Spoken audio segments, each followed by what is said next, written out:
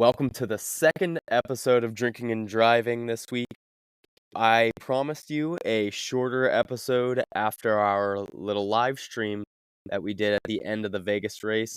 I think that went really well, and we may actually try to live stream a few other races throughout the year, and then recap later in the week like this. But I am here alone today. Dick is out on the road. We have to have our real big boy jobs, um, along with being your favorite podcasters. But I'm here. I'm back from Vegas, and you can probably hear it in my voice that Vegas did me a little dirty. So bear with me. But we are getting ready for Phoenix. We are on the West Coast. The turn and burn trucks didn't even come back. Just swap out the cars and keep her rolling. So we are at Phoenix for the Shriners Children's 500 on the 1 mile intermediate track. I'm very excited for this race. It is where all seasons have come to an end recently, and we haven't been back there since Ryan Blaney's big win to take home the Cup Series championship in 2023. So I'm definitely excited to get back out there. Let's quickly talk about last race. I know we touched on it on the earlier episode this week, but I just want to go over our shootout picks. So I'll tell you, Dick took a beating on me. He had Larson, Eric Jones, and Harrison Burton. And as you know, if you listen to the last episode or watch that race, Larson ran away with the whole race. He won both stages and, of course, won the race. In our game, our shootout, you get 15 bonus points every time you win a stage, and you get 25 bonus points for winning the race. And on top of that, you get your 40 points for getting first. So that gave Kyle Larson a perfect 95 points, and of course, that was Dick's first pick. That is horrible for me because going into this race, I don't even know if I had 95 points. So he basically doubled my score for the entire season up through the first two races with that one pick. Eric Jones, with his, I believe, 17th place finish, he scored a 27.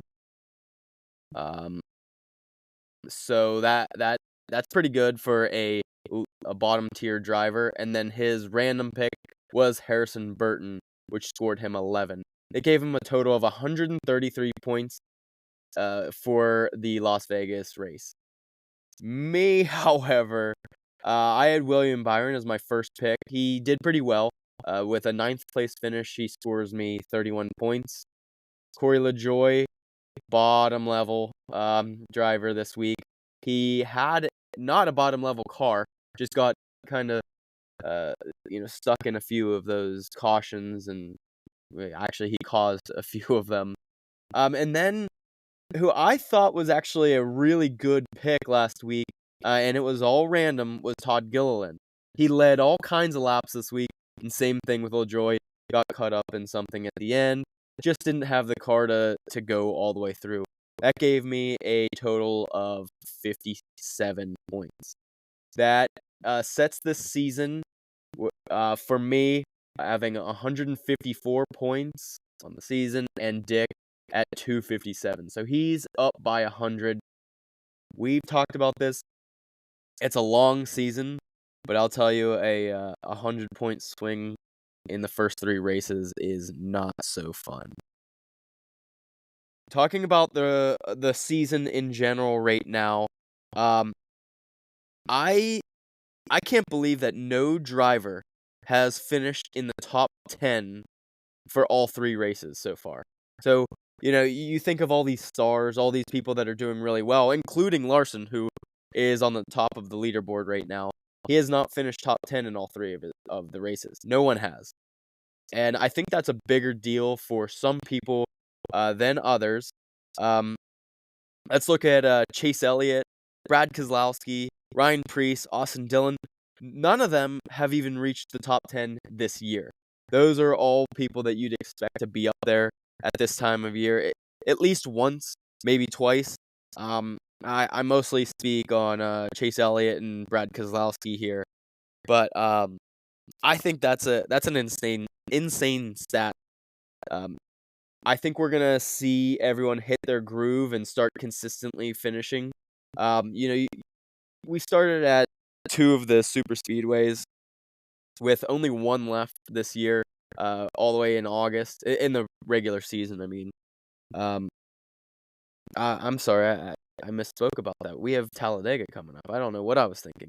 Anyway, but as you guys know, the super speedways are a free for all a lot of the times. Of course, you have to be a good driver to win, but it's really easy to get caught up in those crashes and pit problems can play a toll, and anything can really happen.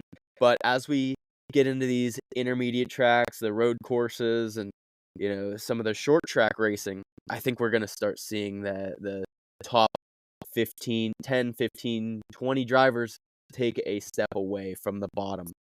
And when I say top 10, 15, 20 drivers, you're not going to believe that these three drivers that they don't even make that cut yet. We have Logano, who's 24 in points. That's absurd.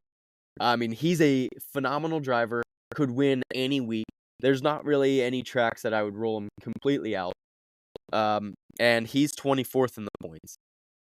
Christopher Bell, same kind of thing. He's not cracking the top 20. He's at 21. Even with a top 5 this year, he doesn't crack the top 20. And then Chase Briscoe, who I think I'm expecting a lot out of him this year.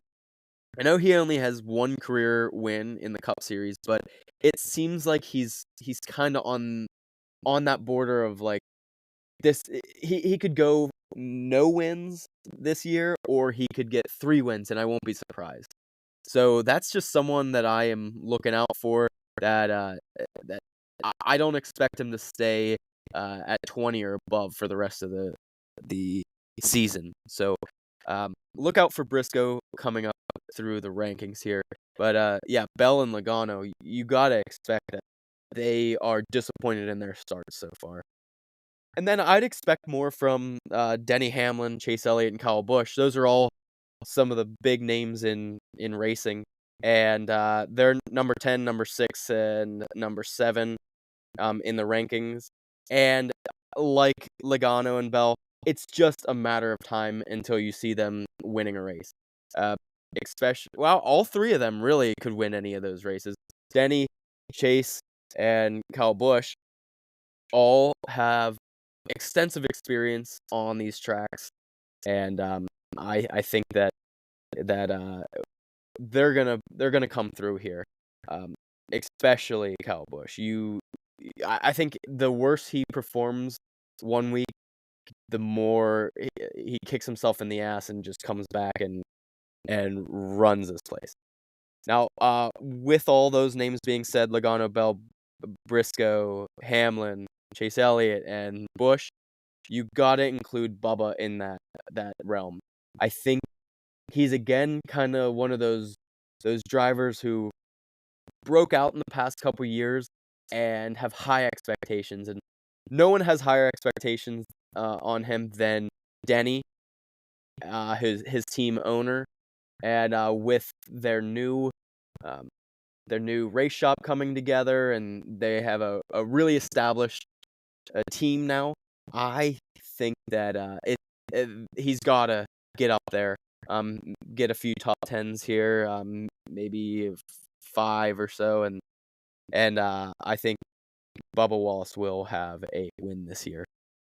Now, when it comes to Phoenix is a difficult track, and I think it's somewhere that people or drivers with a lot of experience have the advantage. Now, like I said at the beginning of this episode, Phoenix is where the season has been ending. And so this spring race does mean a lot. We look at last year, all four of the championship drivers finished in the top 6 spots in the Phoenix race in the spring last year.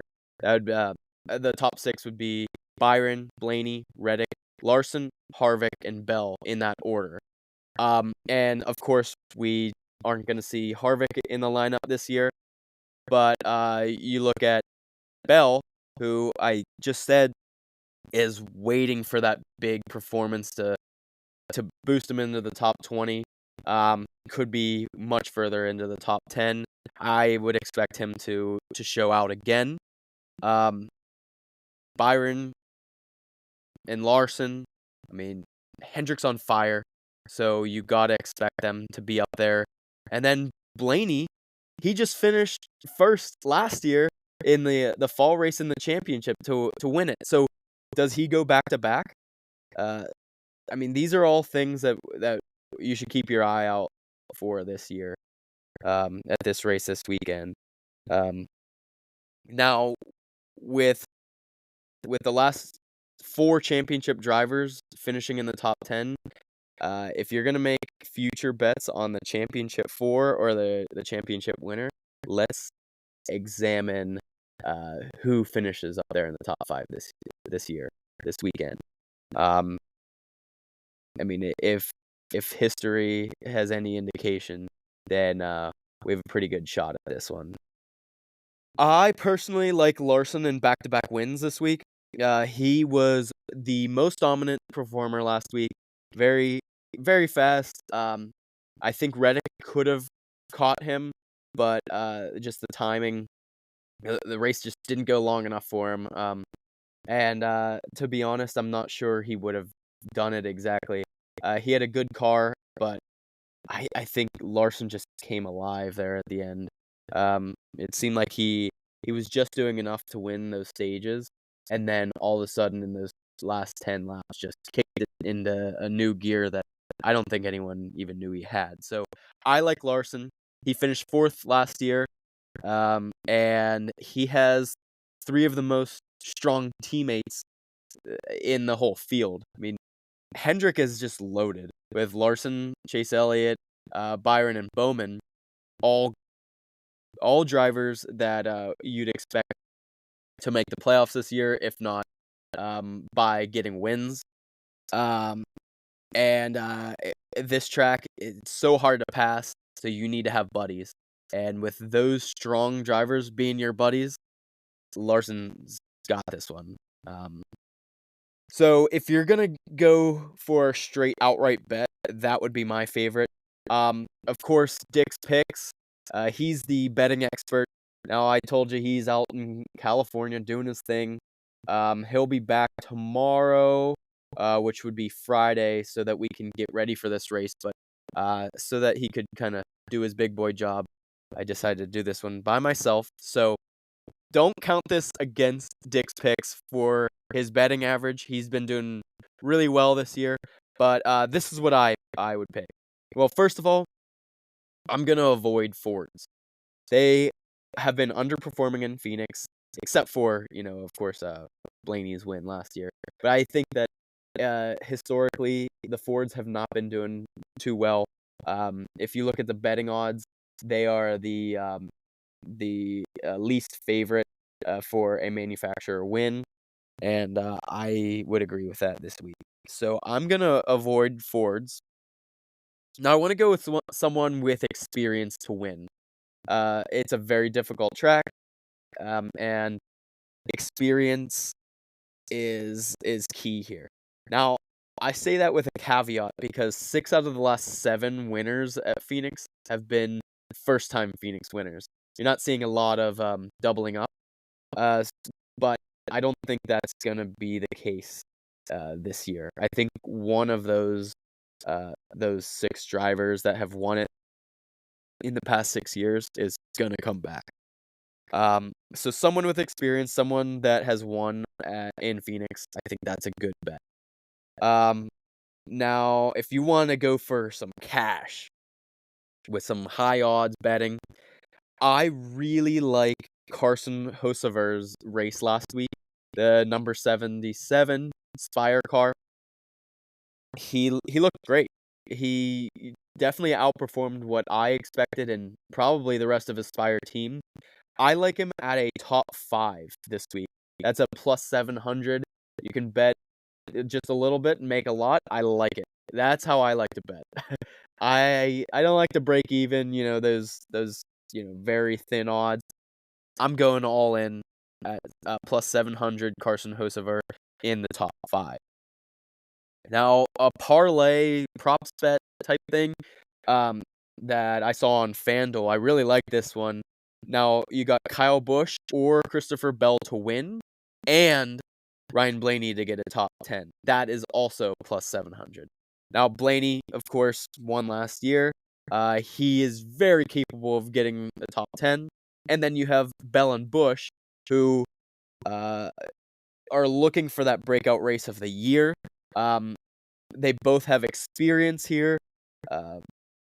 Busch is a Chevy who I think they may be the favorite here for the manufacturers. I do like the Chevys in Phoenix. And Bell, well, he's just got a lot to prove.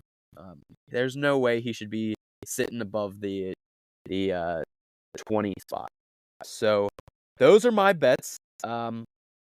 We are really looking forward to this race.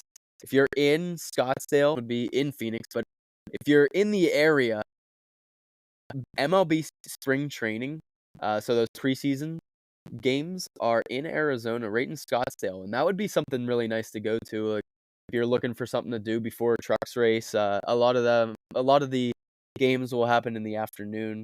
Go out on Thursday night, Friday night, whatever, maybe even Saturday during the day, and go see some of these teams in a small venue. That would be really fun. I know my hometown Pirates play in Bradenton, Florida, and that's always a fun trip to make. Go see them on the small scale. You get up close and personal with your favorite players. That's something to check out. And then, of course, I was just in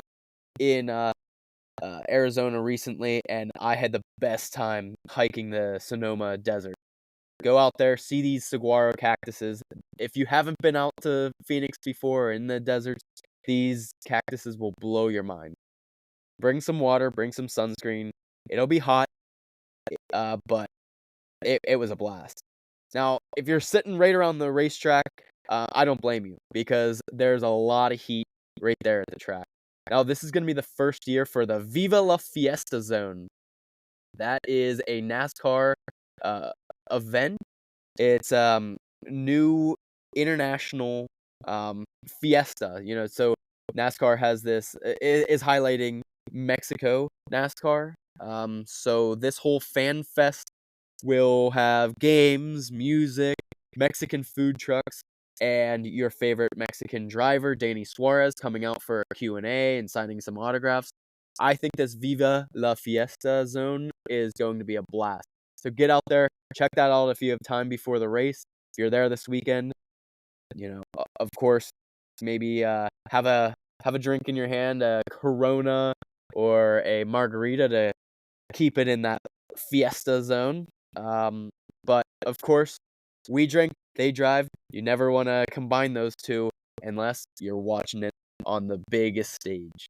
So I am glad that you guys joined us for our second episode this week, and we will be talking to you right after the Shriners Children's 500 in Phoenix this week, the fourth race of the 2024 NASCAR season. Here we go. See you next week.